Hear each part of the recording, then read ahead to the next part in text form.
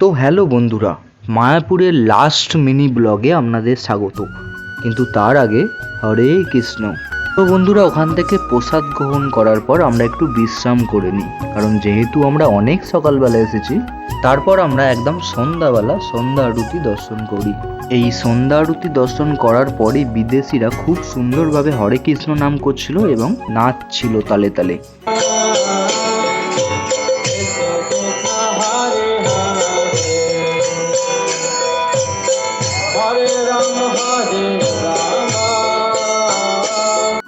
কিছুক্ষণ এইভাবেই বিদেশিদের নৃত্য উপভোগ করার পর এর যে পরের সময়টা আমাদের হাতে ছিল, পুরো মায়াপুরটাকে আমরা ঘুরে কাটাই সেই রাত 10টা অবধি। এরপর আমরা পরের দিন ভোরবেলা খুব তাড়াতাড়ি উঠি এবং ভোরের আরতি যে হয় সেটাকে দর্শন করি এবং মায়াপুর থেকে বিদায় গ্রহণ করি।